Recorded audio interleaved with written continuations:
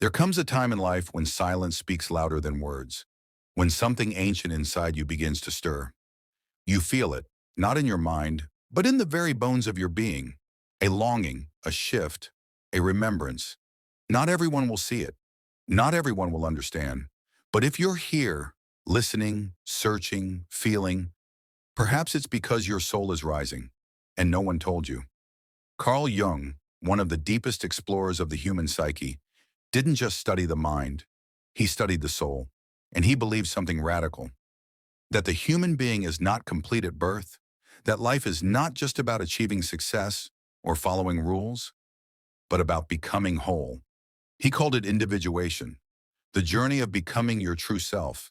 And that journey is not a path of comfort. It is a path of fire, shadow, silence, awakening.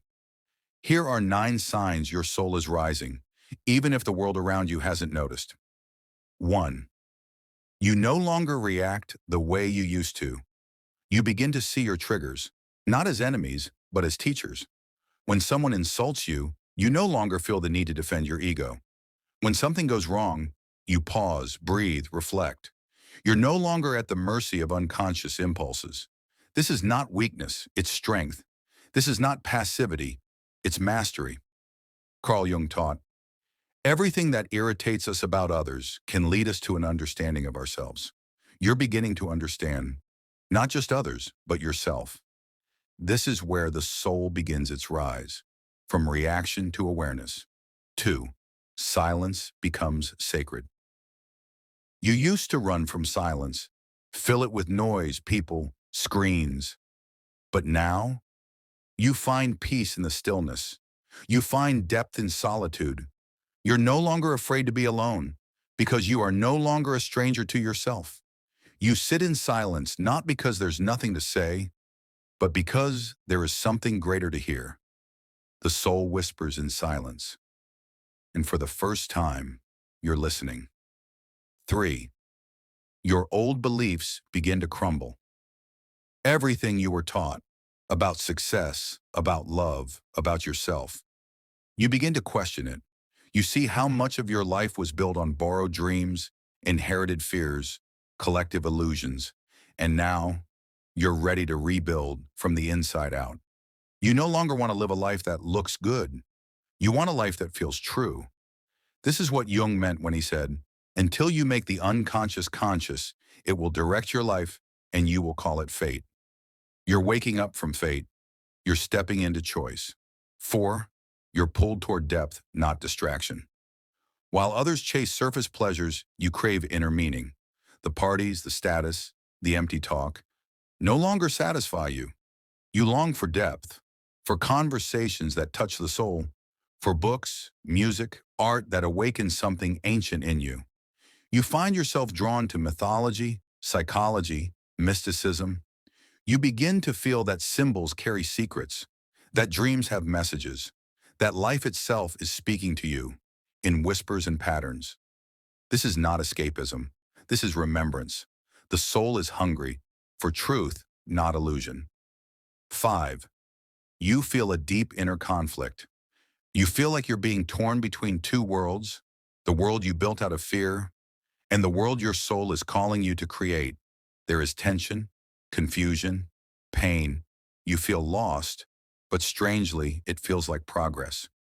Jung spoke of this. He called it enantiodromia, the moment when things turn into their opposite. You were asleep. Now you're waking. You were living someone else's life. Now you seek your own. This conflict is not failure, it's transformation. 6. You become intolerant of inauthenticity. You can't stand pretending anymore. Small talk feels exhausting. Fake smiles feel heavy. You walk away from people, places, and patterns that no longer align with who you're becoming. You'd rather sit alone in truth than surrounded in illusion. You crave rawness, realness, soul. This is not you becoming cold. It's you becoming clear.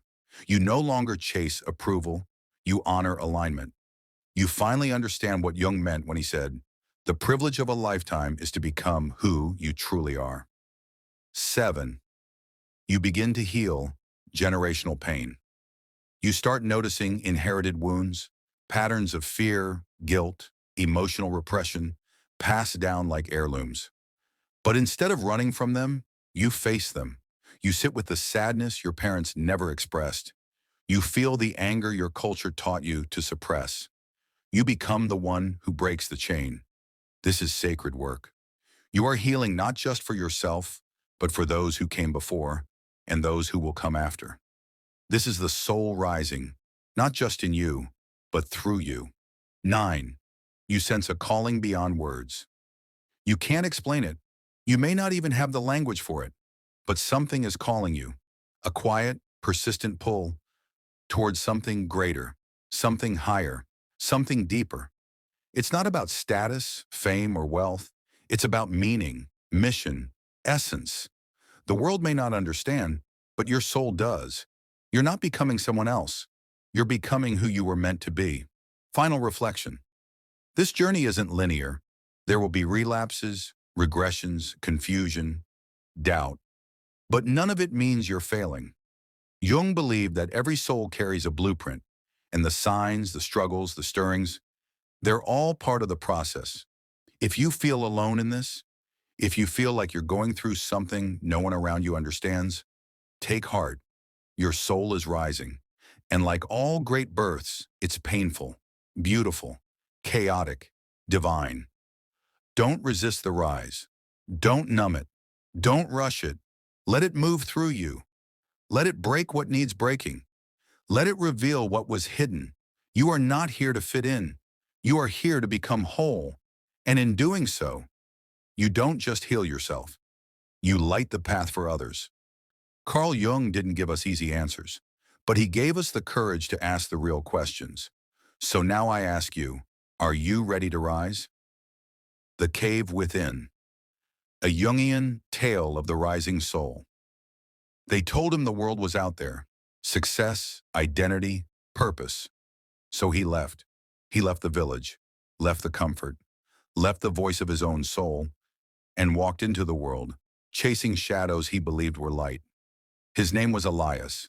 He was young when the thirst for becoming someone took hold of him. Everyone praised the mask he wore, the confidence, the ambition, the charm. But deep inside, something cracked, slowly, silently. Each victory felt emptier than the last. Each smile felt more forced. One night in a city filled with noise and neon, he looked at himself in the mirror. He didn't recognize the eyes staring back. They were hollow, not sad, just absent. That's when the dream began. It came the same way every night, a cave in a forest, a voice whispering, "Come," a lantern, a path downward, and a feeling he could not name, but could no longer ignore. He tried to shake it off, tried to return to the world, but the dream followed him, until one day, he listened.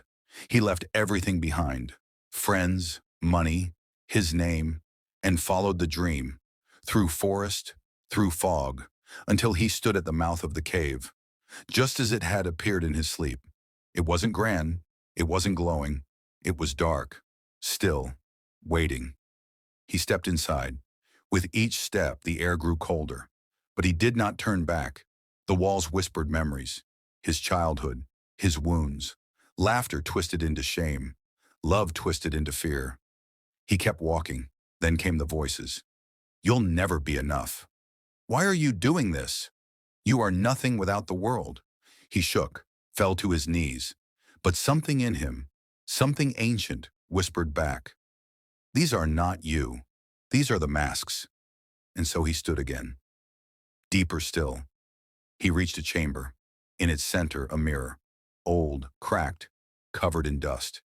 He wiped it clean and saw, not a version of himself, not the name he wore in the world, but a child, a boy with tired eyes, holding a small flame. The boy said, "You left me long ago, when the world told you who to be. But I've kept this flame, waiting. Do you want it back?" Elias nodded. The child placed the flame in his chest and vanished. He wept, not from sorrow, but from remembrance. He didn't leave the cave. The cave left him. It collapsed, or rather, melted, and he was no longer inside it, because the cave was never outside. It was within. When Elias returned to the world, nothing had changed. The streets were loud, the people rushed, the masks danced, but he had changed. He no longer sought noise to feel alive. He no longer needed applause to feel worthy. He no longer feared silence, because now he carried a light, small, quiet, unshakable. He didn't speak much, but when he did, his words had weight. He walked slowly, but with presence. People said he had wisdom, but he only smiled, because he knew the truth. He had not become someone new. He had returned to who he was, before the world told him who to be. Carl Jung once wrote, "The cave you fear to enter holds the treasure you seek." Elias entered, and found not treasure, but soul. If you hear the call, don't ignore it.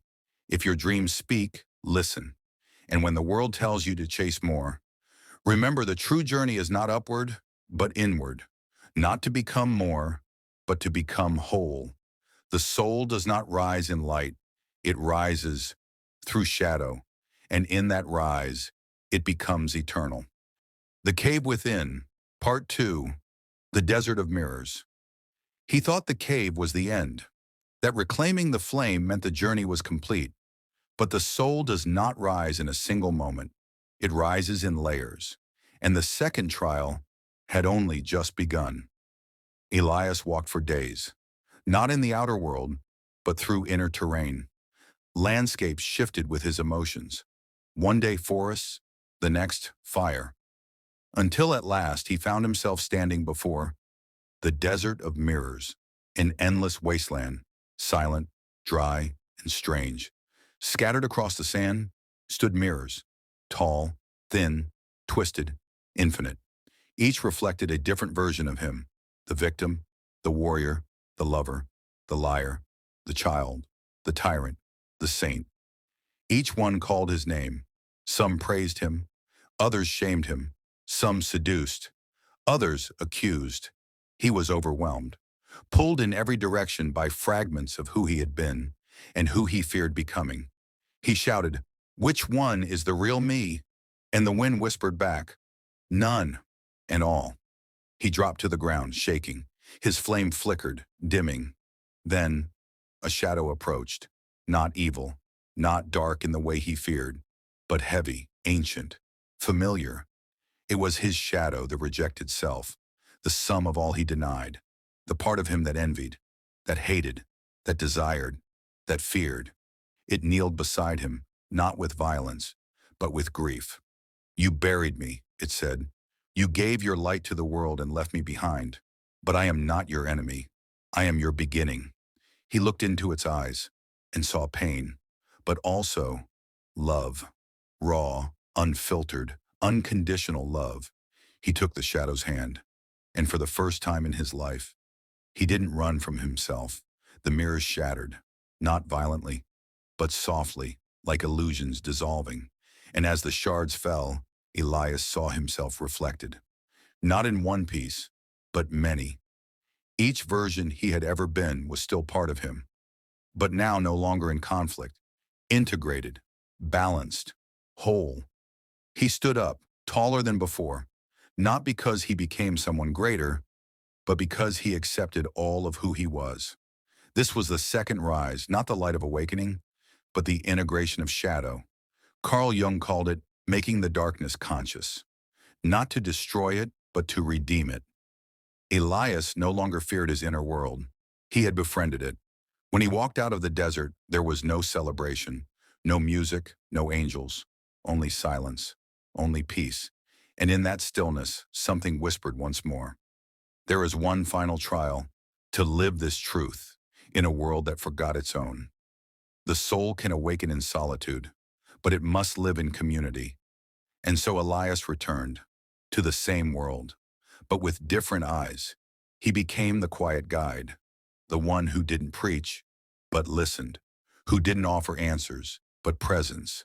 Some called him strange, some called him wise, but he no longer needed to be called anything. He was whole, and that was enough. Final reflection, Part 2. The desert of mirrors exists in all of us, the voices, the masks, the shadows. You will face them if your soul begins to rise. Don't resist the confrontation. Don't rush the journey. Don't seek perfection. Seek truth. Jung did not promise bliss.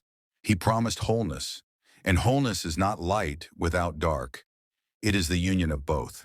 So if you're in the desert, if the mirrors are speaking, if the shadow is near, don't be afraid. You are not falling apart. You are coming home.